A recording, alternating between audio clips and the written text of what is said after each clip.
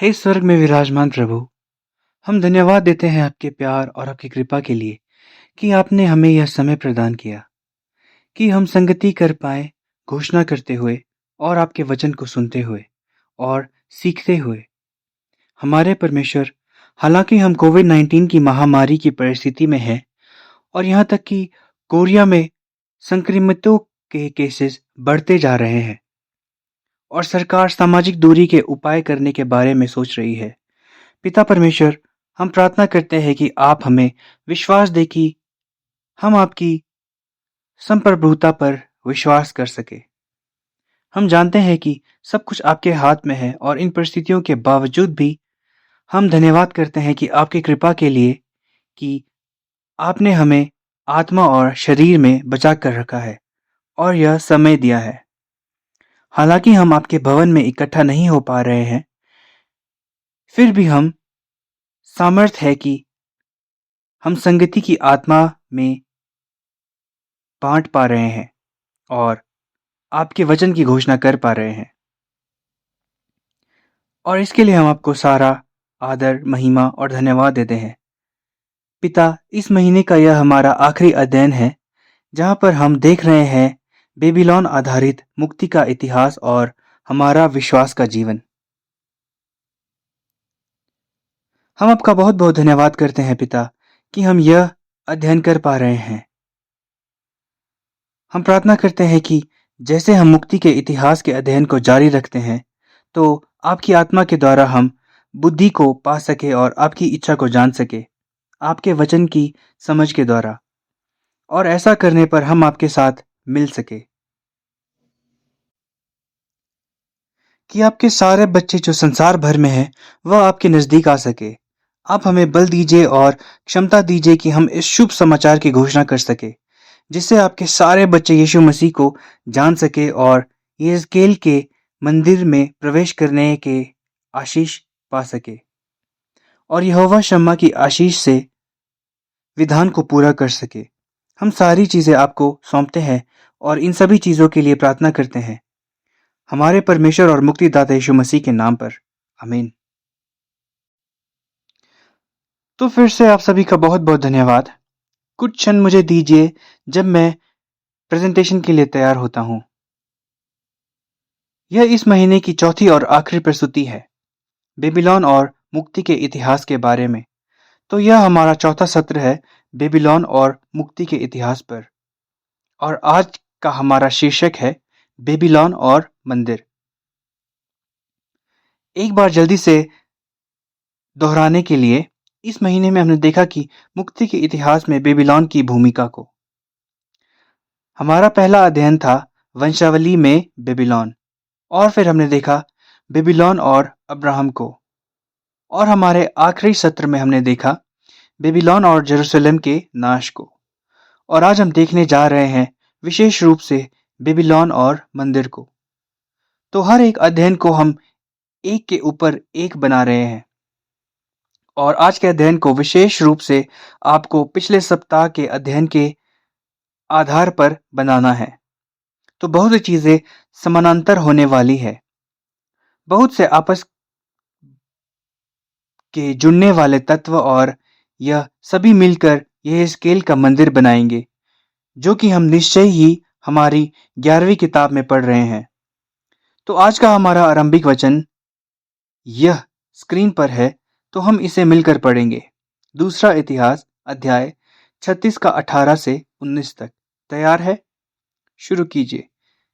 क्या छोटे क्या बड़े परमेश्वर के भवन के सब पात्र और यहोवा के भवन और राजा और उसके हाकिमों के खजाने, इन सबों को वह बेबीलोन में लाया। कसदियों ने परमेश्वर का भवन फूंक दिया और यरूशलेम की शहरपनाह को तोड़ डाला और आग लगाकर उसके सब भवनों को जलाया और उसमें का सारा बहुमूल्य सामान नष्ट कर दिया। यह है परमेश्वर का वचन। आमीन।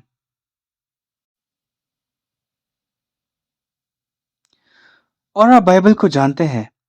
आप जानते हैं, बहुत से लोग जब वह बाइबल के बारे में सोचते हैं, निश्चित है कि यह परमेश्वर का वचन है, वह इसे एक बड़े उत्साह का वचन मानते हैं। उम्मीद का वचन, वचन जो परमेश्वर के प्यार को दर्शाता है। लेकिन बाइबल में इतिहास को लेकर बहुत से परेशान करने वाले पहलू हैं जो बाइबल दर्शाती है, और बहुत से ऐसे परेशान करने वाले पहलू इसमें लिखित है जिससे कि हम सही मायने में बुराई के बारे में जान सकते हैं और बुराई के परिणाम को, जो कि है पाप का नतीजा। हमारे आज के आरंभिक वचन में मंदिर का विनाश और जेरूशलेम का पतन है। तो नबूकदनेस्सर बेबीलोन का राजा, निश्चय ही उसने जेरूशलेम का नाश किया 586 ईसा पूर्व में। तो दूसरा इतिहास 36 का 18 कहता है, क्या छोटे क्या बड़े परमेश्वर के भवन के सब पात्र और यहोवा के भवन और राजा और उसके हाकिमों के खजाने, इन सबों को वह बेबीलोन में ले गया। और 19 कहता है, कसदियों ने परमेश्वर का भवन फूंक दिया और यरूशलेम की शहरपनाह को तोड़ डाला और आग लगाकर उसके सब भवनों को जलाया और उसका सारा बहुमूल्य सामान नष्ट कर दिया। तो यही तो यह सभी पाप का संग्रह है जो परमेश्वर के लोगों के राज्य में हुआ, क्योंकि वह उचित आराधना से दूर हो गए। तो इस जगह तक हम कैसे पहुंचे? इस जगह तक हम कैसे पहुंचे? यह मंदिर से कैसे संबंध रखता है? तो पहला मुख्य बिंदु, हम मंदिर के इतिहास के बारे में देखने जा रहे हैं, और सच में मुक्ति का इतिहास में मंदिर को देखने के लिए हमें असली मंदिर में जाने की आवश्यकता है, जो कि है अदन की वाटिका। तो यह है परमेश्वर का स्वर्ग, असली मंदिर जहां पर हमें परमेश्वर को पूजना था पतन से पहले। उत्पत्ति 2 का 8 यह कहता है, और यहोवा परमेश्वर ने पूर्व की ओर अदन में एक वाटिका लगाई और वहां आदम को, जिसे उसने रचा था, रख दिया। और उसने उत्पत्ति 2 के 15 में क्या कहा? तब यहोवा परमेश्वर ने आदम को लेकर अदन की वाटिका में रख दिया कि वह उसमें काम करे। यह है हिब्रू शब्द आबाद, और उसकी रक्षा करे। यह है हिब्रू शब्द शमार। और जब हम इन दो अभिव्यक्तियों को देखते हैं, काम करे और रक्षा करे, आबाद और शमार, यह वास्तविकता में मंदिर की भाषा है। यह पुजारीय भाषा है, यह आराधना से संबंधित भाषा है। और यह हम कैसे जानते हैं?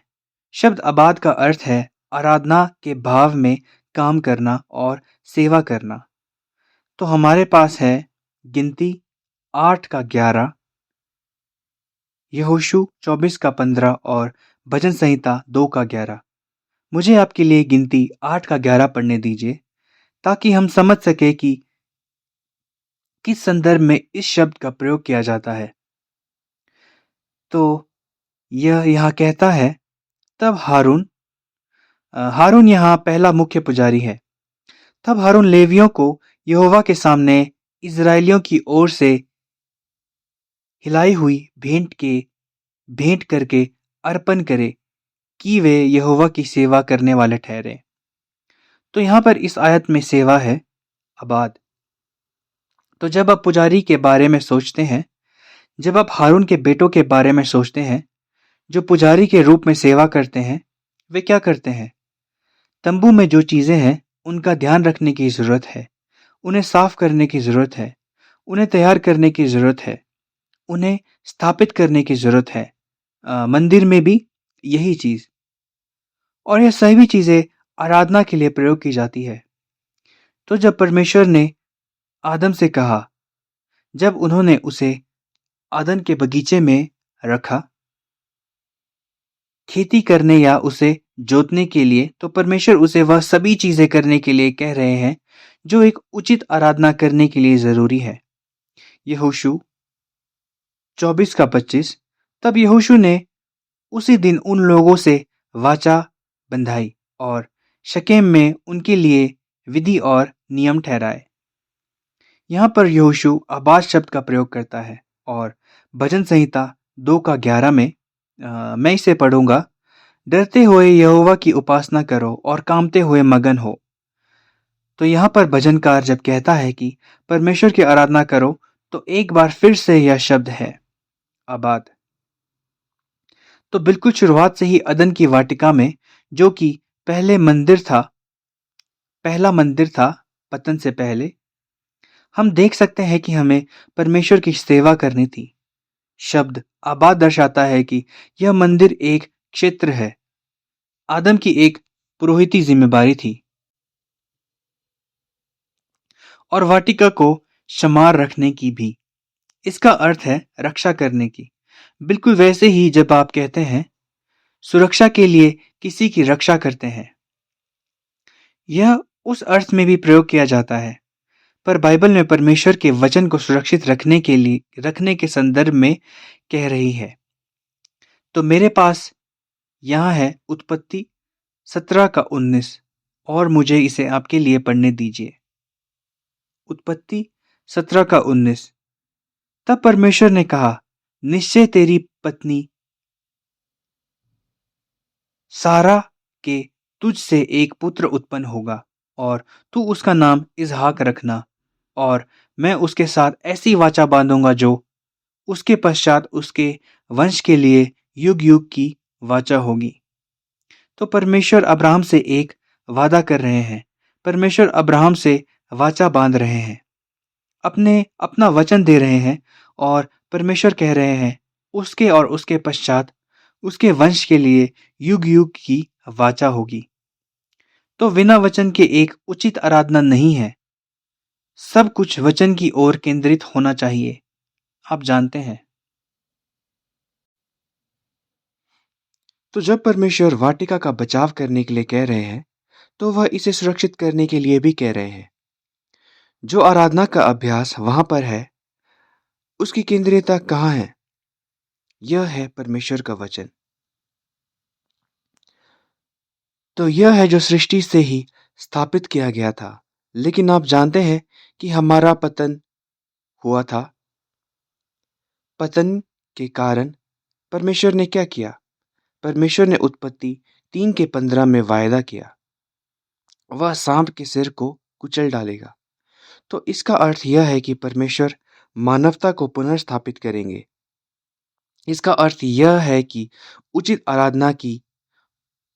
आराधना को पुनर्स्थापित किया जाएगा, और अंततः स्वर्ग उचित आराधना करने का स्थान पुनर्स्थापित किया जाएगा। तो मंदिर वास्तविकता में हमें उचित आराधना का स्थान दिखाने के लिए है। उचित तरीका जैसा हमें आराधना करना है, वह जगह जहां पर हमें परमेश्वर से मिलने जाना है और परमेश्वर के साथ होना है। और जैसे हम मुक्ति के इतिहास को देखते हैं, हम देख सकते हैं कि परमेश्वर हमें लगातार दिखाना चाहते हैं कि उनकी आराधना का स्थल कैसा होना निश्चित हुआ है, कैसे स्थापित होने वाला है। तो अदन मूलतः आराधना का स्थल था, पर मनुष्य के पाप और पतन के कारण हमें अदन से बाहर निकाला गया, और अब हमें पुनर्स्थापना के लिए कार्य करना है। तो पुनर्स्थापना एकदम से या एक बारी में ही नहीं हुई, पर परमेश्वर की सिद्ध इच्छा पूरी होने का उदाहरण देने के लिए परमेश्वर अपना प्रकाशन लगातार दिखाते हैं, और हम यह आराधना करने के स्थान में पूरी मुक्ति के इतिहास के दौरान देख सकते हैं। तो अगर हम इस प्रगति को देखते हैं, तो आदम के बाद हमारे पास क्या है? हमारे पास है नूह। और नूह के साथ परमेश्वर कहाँ पर थे? नूह ने एक जहाज बनाया। परमेश्वर अपने निर्णय की बाढ़ भेज रहे थे और जहाज पानी के ऊपर तैर रहा था, ताकि नूह और उसका परिवार बचाया जाए। तो उत्पत्ति 7 के 1 में हमारे पास इसका संदर्भ है। नूह के बाद और दूसरी 10 पीढ़ियों के बाद हमारे पास इब्राहिम है, और इब्राहिम के द्वारा आराधना का स्थान कैसा दिखाया गया है? तो याद है, परमेश्वर ने इब्राहिम को बेबीलोन से बाहर बुलाया और इब्राहिम तंबुओं और वेदियों के साथ बाहर निकला। तो जब इब्राहिम गया तो उसने अपना तंबू गाड़ा और वेदी को बनाया।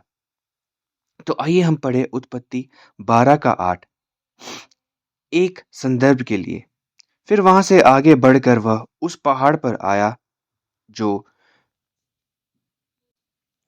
बैतल के पूर्व की ओर है और अपना तंबू उस स्थान में खड़ा किया जिसके पश्चिम की ओर तो बैतल और पूर्व की ओर में ए है। वहां भी उसने यहोवा के लिए एक वेदी बनाई और यहोवा से प्रार्थना की। तो हम इब्राहिम के विश्वास के जीवन में देख सकते हैं उसको वास्तव में भूमि की प्रतिज्ञा नहीं मिली जैसे कि वह पूरी हुई। पर अगर आप हिब्रू 11 का 9 देखते हैं तो यह क्या कहता है, अपने तंबुओं में रहते हुए इसहाक और याकूब के साथ में वह आगे बढ़ा उसके प्रतिज्ञा को पूरा होते हुए देखने के लिए। और वेदियां बनाते हुए अब्राहम ने अपने आराधना के जीवन को दिखाया। अब मूसा पर आते हुए, मूसा के समय में जैसा कि हम जानते हैं याकूब और उसके बच्चे वह मिस्र को चले गए क्योंकि वहां पर बड़ा अकाल था। यूसुफ ने उनके लिए राह बनाई कि वे बचाए जाए।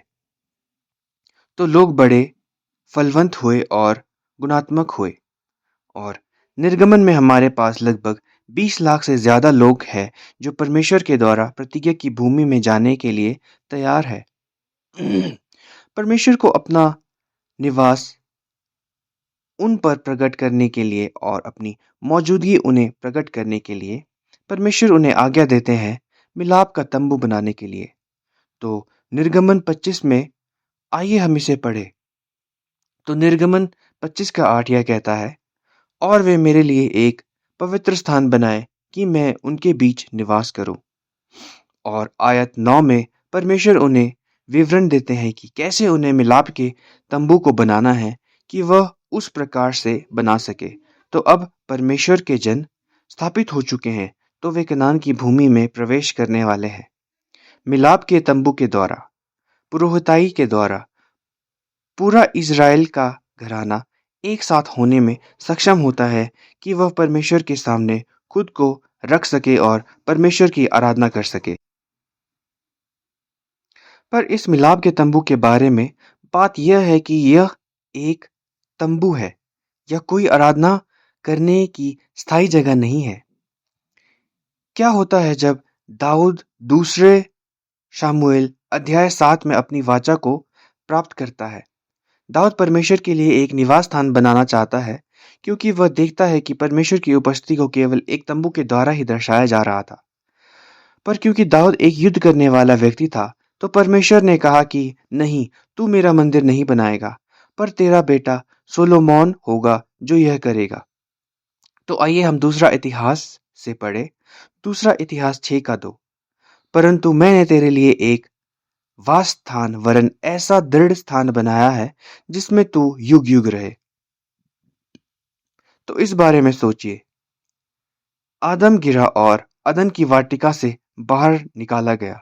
परमेश्वर की महिमा उससे जा चुकी थी और नूह, अब्राहम, मूसा और सुलेमान तक पूरे मुक्ति के इतिहास तक परमेश्वर अपने लोगों में निवास की पुनर्स्थापना कर रहे हैं। परमेश्वर अपनी उपस्थिति की पुनर्स्थापना की कोशिश कर रहे हैं और अंततः जब सारी बेहुदा बातें हुई, आदम के पतन से लेकर सुलेमान तक, जिसका अर्थ शांति है, मंदिर बना जेरूशलेम के शहर में जो कि शांति का आधार है। तो अभी तक हमें छोटे रूप में तो अभी तक हमने छोटे रूप में दोहराया जो हमने पिछले 3 हफ्तों में सीखा था। और अब हम एक नज़र डालते हैं दूसरे इतिहास 7 के 19 से 22 में। परंतु यदि तुम लोग फिरो और मेरी विधियों और आज्ञाओं को जो मैंने तुमको दी है त्यागो और जाकर पराये देवताओं की उपासना करो और उन्हें दंडवत करो, तो मैं उनको अपने देश में से जो मैंने उनको दिया है जड़ से उखाड़ूंगा और इस भवन को जो मैंने अपने नाम के लिए पवित्र किया है अपनी दृष्टि से दूर करूंगा और ऐसा करूँगा कि देश-देश के लोगों के बीच में उसकी उपमा और नामधराई चलेगी। आइए अब फिर से हम सोचें उत्पत्ति अध्याय 2 के बारे में। यह कहता है कि परमेश्वर ने एक बगीचा लगाया और वहाँ पर आदम को रखा। उन्होंने क्या कहा? तुम इसकी खेती करो, आबाद और इसकी रक्षा करो, शमार। सो तुम्हें आराधना के कार्य करने चाहिए और परमेश्वर के वचन को संभाल कर और सुरक्षित रखना चाहिए। तो अब मंदिर के बनने के बाद परमेश्वर ने क्या कहा? अगर तुम मेरे कानूनों और आज्ञाओं को त्यागोगे, दूसरे शब्दों में अगर तुम मेरे वचन को नहीं रखोगे और दूसरे देवताओं के पास जाओगे और उनकी आराधना करोगे, अगर तुम सच्चे परमेश्वर को छोड़ दूसरों को आबाद करोगे, तो परमेश्वर क्या कहते हैं? मैं तुम्हें इस भूमि से उखाड़ फेंकूंगा। ये घराना बाहर निकाल दिया जाएगा। ये अदन के बागीचे की तरह नहीं सुनाई पड़ता? यह यहाँ लगाया गया था और आदम को परमेश्वर की आराधना करनी थी और उसके वचन की पालना करनी थी, पर वह यह करने में नाकाम हो गया। तो उसे उखाड़ निकाला गया और फेंक दिया गया। अब जब मंदिर बन चुका है, परमेश्वर इसी कल्पना का इस्तेमाल यहाँ पर कर रहे हैं अपने लोगों से संबंध बनाने के लिए। मेरी आज्ञाओं को मानो और मेरी आराधना करो, पर अगर तुम नहीं करोगे तो मैं तुम्हें उखाड़ फेंकूंगा और बाहर निकालूंगा। और इस आयत का बाकी का हिस्सा क्या कहता है? यह भवन जो इतना विशाल है, उसके पास से आने जाने वाले चकित होकर पूछेंगे, यहोवा ने इस देश और इस भवन से ऐसा क्यों किया? तब लोग कहेंगे, उन लोगों ने अपने पितरों के परमेश्वर यहोवा को, जो उनको मिस्र देश से निकाल लाया था, त्याग कर पराये देवताओं को ग्रहण किया और उन्हें दंडवत की और उनकी उपासना की। इस कारण उसने यह सब विपत्ति उन पर डाली। तो जब आप संसार के पुरातत्व को देखोगे, वास्तव में बहुत से पुरातत्व पुरातत्वज्ञ है जो इज़राइल की भूमि में जाते हैं और तुम जानते हो, वे अध्ययन करते हैं कि मंदिर कहाँ था और जो उसका टूटा-फूटा भाग है, वह कहाँ है? और वह कहते हैं कि हमारी खोज के अनुसार वह मंदिर जो बाइबल में काफ़ी शानदार दिखाया गया है, ऐसा यहाँ पर कुछ नहीं है। और वह इसे बहाने के रूप में इस्तेमाल करते हैं कि यहाँ पर कोई भी मंदिर होने का प्रमाण नहीं है। तो बाइबल में यह बात बहुत बड़ा चढ़ाकर कही गई है कि मंदिर कितना बड़ा था। यह सब है जो दुनिया के विद्वान कहते हैं।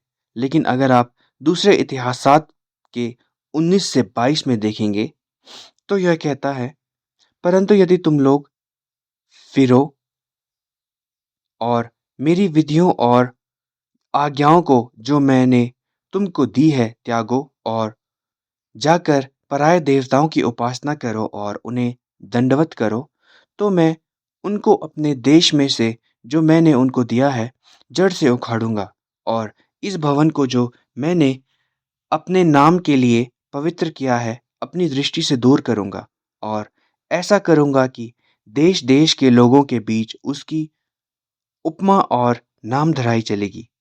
यह भवन जो इतना विशाल है, उसके पास से आने जाने वाले लोग चकित होकर पूछेंगे, यहोवा ने इस देश और इस भवन में ऐसा क्यों किया? तब लोग कहेंगे, उन लोगों ने अपने पितरों के परमेश्वर यहोवा को, जो उनको मिस्र देश से निकाल लाया था, त्याग कर पराये देवताओं को ग्रहण किया और उन्हें दंडवत की और उनकी उपासना की। इस कारण उसने यह सब विपत्ति उन पर डाली है। तो परमेश्वर की महिमा मंदिर से चली गई और भविष्यवक्ता यहेजकेल ने यह गवाही दी।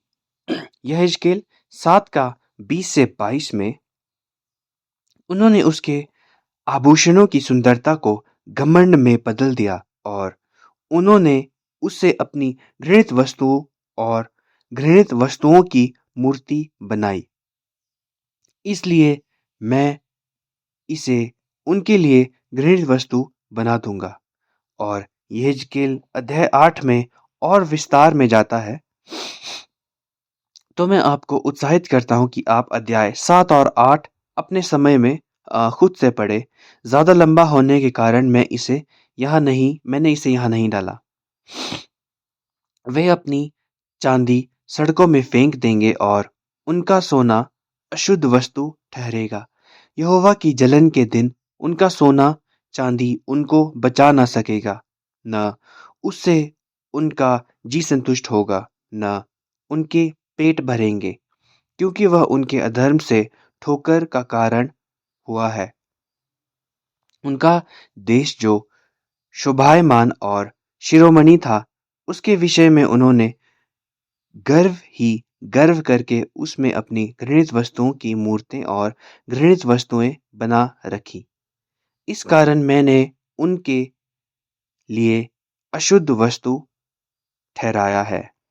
मैं उसे लूटने के लिए परदेशियों के हाथ और धन छीनने के लिए पृथ्वी के दुष्ट लोगों के वश में कर दूंगा और वे उसे अपवित्र कर डालेंगे।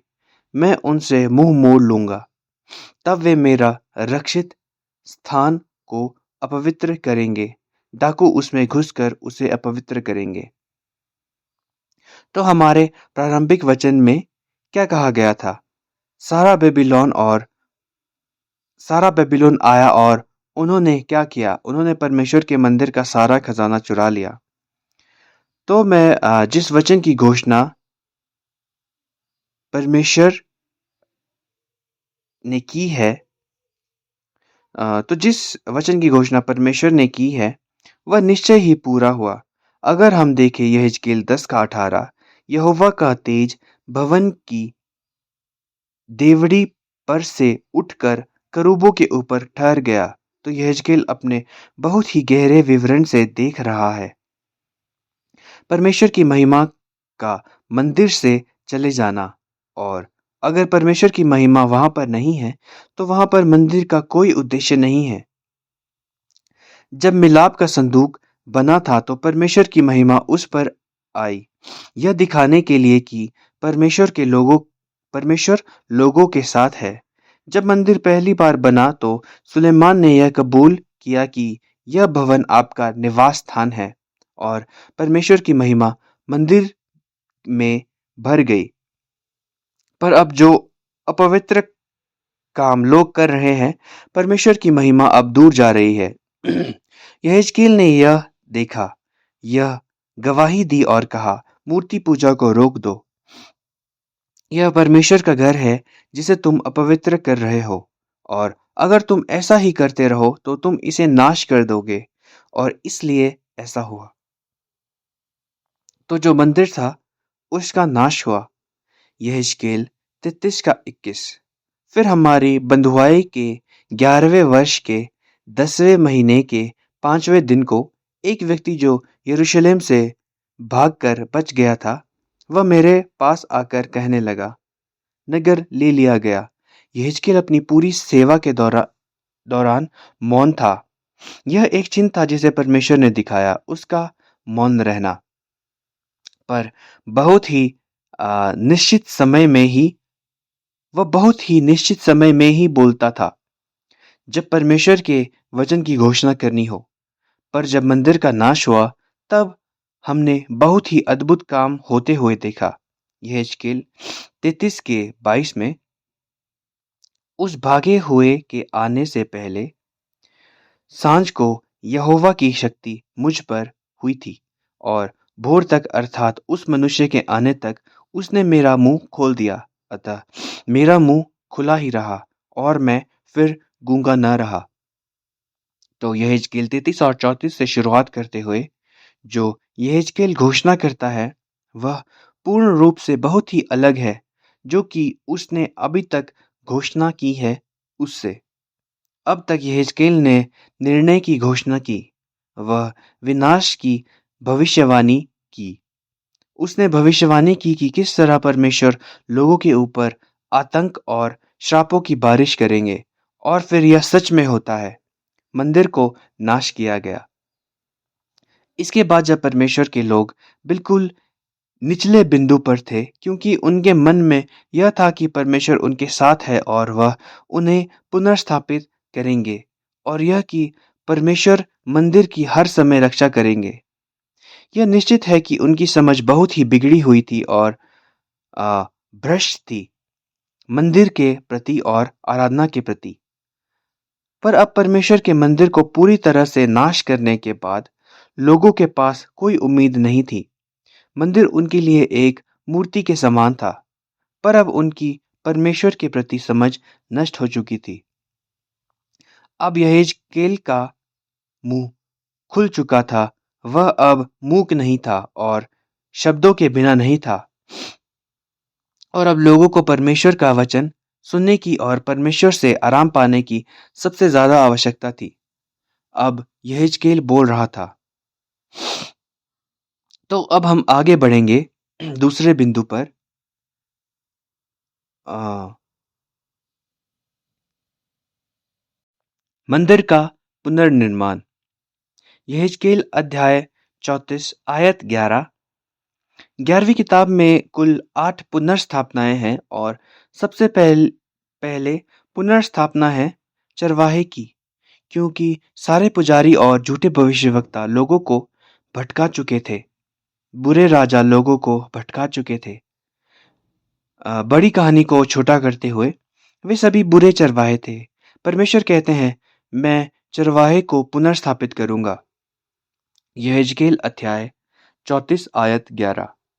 क्योंकि परमेश्वर यहोवा को यूं कहते हैं, देखो, मैं आप ही अपनी भेड़ बकरियों की सुधि लूंगा और उन्हें ढूंढूंगा। जैसे चरवाहा अपनी भेड़ बकरियों में से भटकी हुई को फिर से अपने झुंड में बटोरता है, वैसे ही मैं भी अपनी भेड़ बकरियों को बटोरूंगा। मैं उन्हें उन सब स्थानों से निकाल ले आऊंगा जहां जहां वे बादल और घोर अंधकार के दिन तितर बितर हो गई हों। आप देख सकते हैं कि जब इज़राइल को बंधुआई में से ले जाया गया था और जब मंदिर का नाश किया गया था, यह कहना बहुत ही कम होगा कि यह अंधकार का दिन है। लोग तितर-बितर हो चुके थे, जैसे भेड़ें होती है। वह क्या कहता है? मैं उन्हें उन सब स्थानों से निकाल ले आऊंगा। अब याद कीजिए, परमेश्वर ने अपने शब्दों में कहा था कि अगर तुम मेरी आज्ञा को नहीं मानोगे, अगर तुम आज्ञाकारी नहीं होगे और मेरी आराधना नहीं करोगे और मेरे वचन की रक्षा नहीं करोगे, तो मैं तुम्हें उखाड़ दूंगा और बाहर निकाल दूंगा। पर अब देखिए वह क्या कहता है। यहेजकेल अध्याय 34 आयत 29 में, मैं उनके लिए उपजाऊ बारी बनाऊंगा। याद है बारी? याद है परमेश्वर ने एक वाटिका को उपजाया था, और अब वह कह रहे हैं, मैं उनके लिए उपजाऊ बारी उपजाऊंगा और वे देश में फिर भूखे न मरेंगे और न जाति जाति के लोग फिर उनकी निंदा करेंगे। पुराने समय में जब एक देश दूसरे देश पर विजय पाता था, तो सोच यह थी कि जीतने वाले देश के ईश्वर ने हारने वाले देश के ईश्वर पर विजय पाई है। उनके लिए यह एक गवाही थी कि किस देश का ईश्वर ज्यादा ताकतवर है। तो इस सोच के अनुसार जब इज़राइल पर किसी की विजय होती है और परमेश्वर का मंदिर नष्ट किया जाता है, तो सारे देश यह कहेंगे कि हम इसलिए हार गए क्यों तुम इसलिए हार गए क्योंकि तुम्हारा परमेश्वर कमजोर था, या तुम इसलिए हार गए क्योंकि तुम्हारा परमेश्वर तुमसे अलग हो चुका है। और इस सोच से यह सही है, परमेश्वर कमजोर नहीं है, पर यह सच है कि परमेश्वर की महिमा मंदिर से अलग हो चुकी है।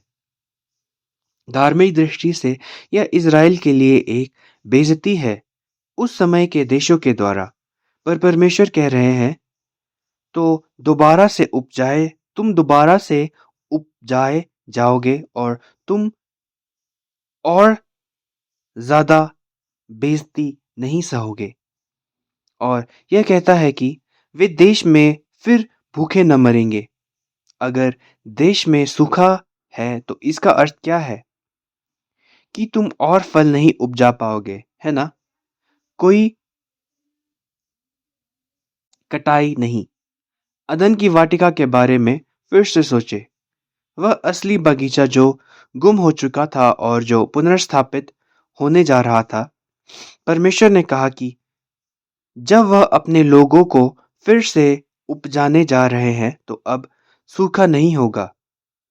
इसका अर्थ यह है कि अब भरपूर मात्रा में खाना होगा।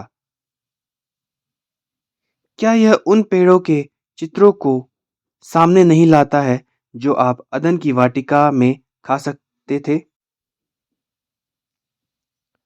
आगे बढ़ते हुए परमेश्वर वादा करते हैं इस बार भी कभी ना अंत होने वाली शांति की वाचा। यहेजकेल अध्याय 37 का 24 से 28। हमने इसे बहुत बार पढ़ा है, पर आइए हम इसे फिर से पढ़ते हैं। तैयार है? शुरू कीजिए। मेरा दास दाऊद उनका राजा होगा और उन सबों का एक ही चरवाहा होगा।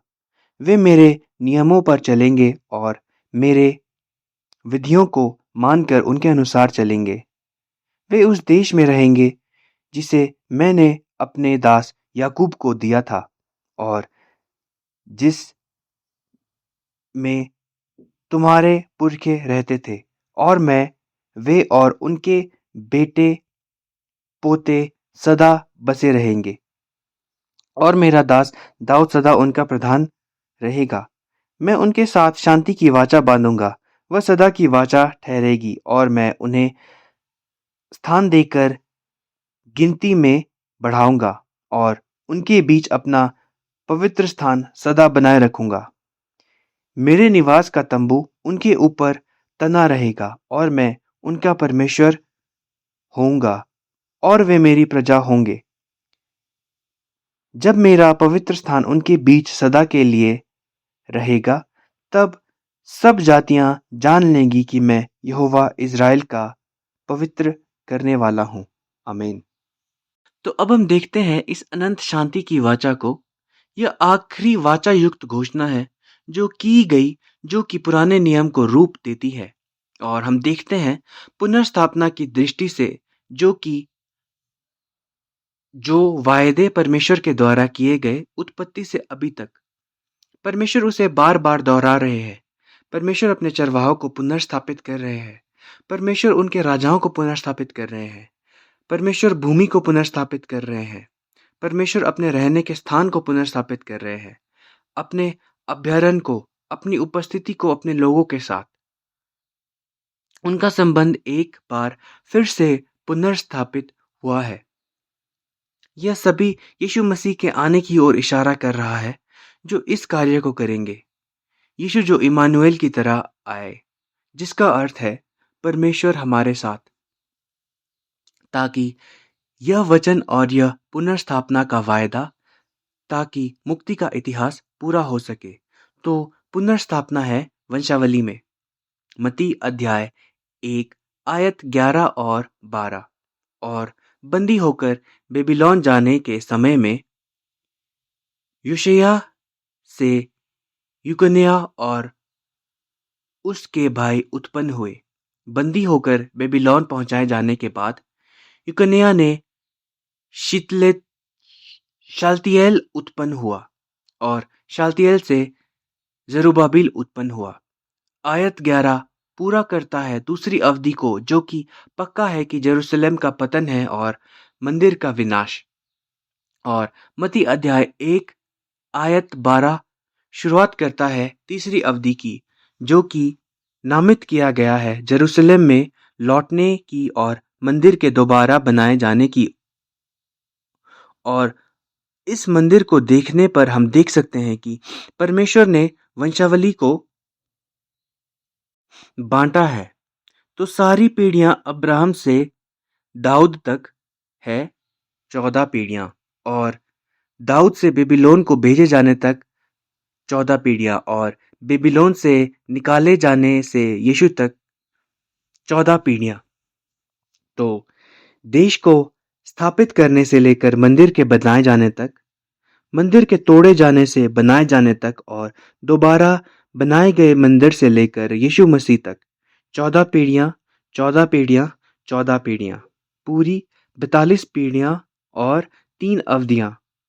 इस तरह से मुक्ति के इतिहास को आकार दिया गया है। कितना सुंदर है ये संगठन द्वारा मुक्ति का इतिहास।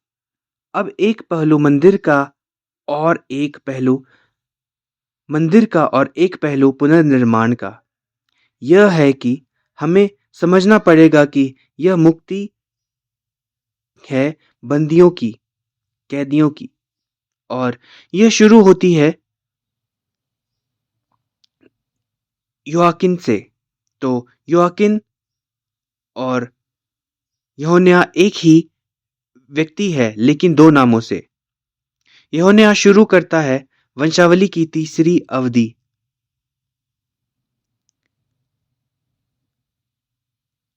यह कहता है योआकिन के बारे में दूसरा राजा 25 का 27 का दूसरा भाग, जिस वर्ष बेबीलोन का राजा एविल मरोदेक राजगद्दी पर विराजमान हुआ, उसी के 12वें महीने के 27वें दिन को उसने यहूदा के राजा यहोयाकिन को बंदीगृह से निकाल बड़ा पद दिया।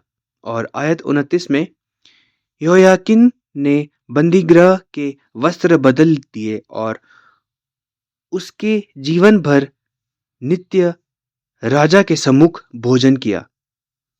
आयत 30, और प्रतिदिन के खर्च के लिए राजा के यहाँ से नित्य का खर्च ठहराया गया जो उसके जीवन भर लगातार उसे मिलता रहा। आइए हम इस मुक्ति के इतिहास के रूप में देखें। अगर हम आत्मिक रूप से बंदीगृह से बाहर निकल गए हैं तो किसकी उपस्थिति में हम आते हैं? परमेश्वर हमारे राजा की। और परमेश्वर हमें अपना वचन देते हैं, हमारी रोज की रोटी, हर दिन एक हिस्सा, हर दिन के लिए। क्या हम प्रभु की प्रार्थना में यह घोषणा नहीं करते हैं कि हमें हमारी रोज की रोटी दो? अब इतिहास में वापस जाते हुए एजरा अध्याय 3 आयत 8, उनके परमेश्वर के भवन में जो यरूशलेम में है, आने के दूसरे वर्ष के दूसरे महीने में शालतिएल के पुत्र जरुब्बाबेल ने, यसुदाक के पुत्र यीशु ने और उनके अन्य भाइयों ने जो याजक और लेवी थे और जितने बंधुआई से यरूशलेम में आए थे, उन्होंने भी काम को आरंभ किया और 20 वर्ष अथवा उससे अधिक अवस्था के लेवियों को यहोवा के भवन का काम चलाने के लिए नियुक्त किया। अब इस समय में हम क्या देखते हैं? जरुब्बाबेल, जैसे कि हम जानते हैं कि जरुब्बाबेल तीसरी अवधि में यह जाता है योआकिन, यकोन्याह, शालतिएल, जरुब्बाबेल। यह कहता है कि जरुब्बाबेल शालतिएल का पुत्र आ चुका है। किसके साथ? योसदाक के पुत्र यीशु के साथ। बाकी पुजारी और लेवी, और वे शुरू करते हैं क्या करना? काम करना। वे नियुक्त करते हैं लेवियों को कि वह परमेश्वर के भवन की देखभाल करे। तो आराधना करने की जगह को पुनर्स्थापित किया जा रहा है। आराधना करने के तरीकों को पुनर्स्थापित किया जा रहा है। पुजारियों को पुनर्स्थापित किया जा रहा है। हम देख सकते हैं मंदिर के दोबारा बनाए जाने के द्वारा जेरुब्बाबेल का अर्थ है बेबीलोन में पैदा हुआ या बेबीलोन का पुत्र। तो यहाँ तक कि तुम बेबीलोन में पैदा हुए हो, यहाँ तक कि तुम एक कैदी के रूप में पैदा हुए थे, लेकिन अब तुम मुक्त किए जा रहे हो और पुनर्स्थापित किए जा रहे हो। कैसे? आराधना के द्वारा, और यह दर्शाया जा रहा है मंदिर के द्वारा, और यह हमें निष्कर्ष की ओर ले जाता है कि यीशु हमारी मुक्ति है। लूका 4 का 18-19। हमने इसे आखिरी हफ्ते में देखा है, लेकिन हम इसे फिर से देखेंगे। प्रभु का आत्मा मुझ पर है, इसलिए कि उसने कंगालों को सुसमाचार सुनने के लिए मेरा अभिषेक किया है और मुझे इसलिए भेजा है कि बंदियों को छुटकारे का और अंधों को दृष्टि पाने का सुसमाचार प्रचार करूं और कुचले हुओं को छुड़ाऊं और प्रभु के प्रसन्न रहने के वर्ष का प्रचार करूं। और लूका 4:21 कहता है, तब वह उनसे कहने लगा, आज ही यह लेख तुम्हारे सामने। कितना अमूल्य है यह वचन और यह स्वतंत्रता है आत्मिक बेबीलोन से। अगर हम देखते हैं प्रकाशित वाक्य 18:2, उसने ऊंचे शब्द से पुकार कर कहा, गिर गया, बड़ा बेबीलोन गिर गया, परंतु दुष्ट आत्माओं का निवास और हर एक अशुद्ध आत्मा का अड्डा और हर एक अशुद्ध और घृणित पक्षी का अड्डा हो गया। तो ये यहाँ कहता है प्रकाशित वाक्य अध्याय 18 में, बेबीलोन एक बंदीगृह है। यह हमारा आत्मिक बंदीगृह है जिसे कि हमें आजाद होना है अंत के दिनों में। और प्रकाशित वाक्य 18 की आयत 4 और 5, फिर मैंने स्वर्ग से एक और शब्द सुना, हे मेरे लोगों, उसमें से निकल आओ कि तुम उसके पापों में भागी ना हो और उसकी विपत्तियों में से कोई तुम पर ना आ पड़े, क्योंकि उसके पापों का ढेर स्वर्ग तक पहुंच गया है और उसके अधर्म परमेश्वर को स्मरण आए हैं। तो वापस नजर डालते हैं वचन पर जिसमें यीशु ने कहा, और मुझे इसलिए भेजा है कि बंदियों को छुटकारे का और अंधों को दृष्टि पाने का सुसमाचार प्रचार करूं और कुचले हुओं को छुड़ाऊं। कुचले हुए किससे? पाप के बंदीगृह से, जो कि है आत्मिक बेबीलोन। प्रकाशित वाक्य 18 में यह कहता है कि हमें बुलाया गया है, हम अब और कैदी नहीं हैं। यह आजाद हमें स्वर्ग से यह आवाज हमें स्वर्ग से बुलाती है और कितना बहुमूल्य है यह। तो हमारा निष्कर्ष अब यह है कि यीशु हमारा मंदिर है। इसके बाद जब हम बाहर बुलाए गए तो आत्मिक बेबीलोन से प्र, प्रकाशित वाक्य 18वें अध्याय में इसके बाद क्या होता है? फिर मैंने सिंहासन में से किसी को ऊंचे शब्द से यह कहते हुए सुना, देख, परमेश्वर का डेरा मनुष्यों के बीच में है। वह उनके साथ डेरा करेगा और वे उसके लोग होंगे और परमेश्वर आप उनके साथ रहेगा और उनका परमेश्वर होगा। प्रकाशित वाक्य 21 का 10 और 11 का आधे तक। तब वह मुझे आत्मा में एक बड़े और ऊंचे पहाड़ पर ले गया और पवित्र नगर यरूशलेम को स्वर्ग से परमेश्वर के पास से उतरते दिखाया। परमेश्वर की महिमा उनमें थी। तो यह पवित्र शहर है। यह प्रेरित यूहन्ना है जो इस भविष्यवाणी को या इस दर्शन को देख रहे हैं, इसका कि अंत में क्या होने जा रहा है। परमेश्वर उसे आत्मा में ले गए, जैसा यहेजकेल को आत्मा में ले जाया गया था, बड़े पहाड़ में मंदिर को दिखाने के लिए। यूहन्ना को आत्मा में एक बड़े पहाड़ में ले जाया गया था और उन्होंने एक पवित्र शहर को देखा। और उसमें क्या है? परमेश्वर की महिमा। तो परमेश्वर की महिमा अब पुनर्स्थापित की जा चुकी है। प्रकाशित वाक्य 21 के 22 में यह कहता है, मैंने उसमें कोई मंदिर न देखा। क्यों? क्योंकि सर्वशक्तिमान प्रभु परमेश्वर और मेमना उसका मंदिर है।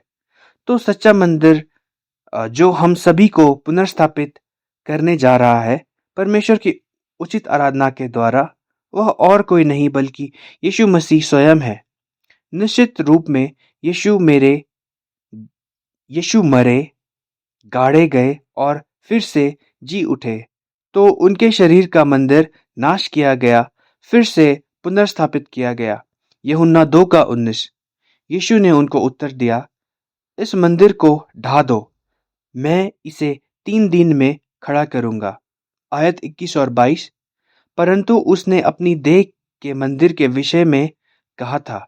अतः जब वह मुर्दों में से जी उठा तो उसके चेलों को स्मरण आया कि उसने यह कहा था, और उन्होंने पवित्र शास्त्र और उस वचन की जो यीशु ने कहा था प्रतीति की।